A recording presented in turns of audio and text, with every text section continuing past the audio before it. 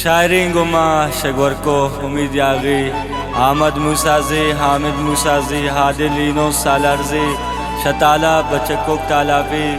शमा जिंदरान मुइन गला बच्चा परदेस गला बच्चा मजीद असरत शाह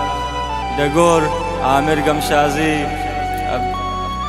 अब्दी सनत बारंजी शशेराबाद यासीन अकेला इसाम आरताल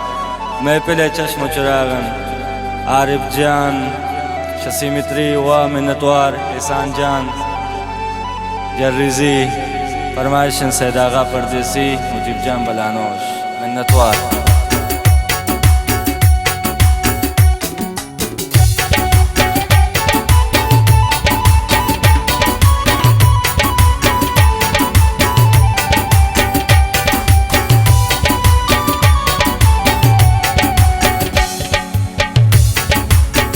गुल ब्रादार मनीष मनाई दूर नबी दिलनी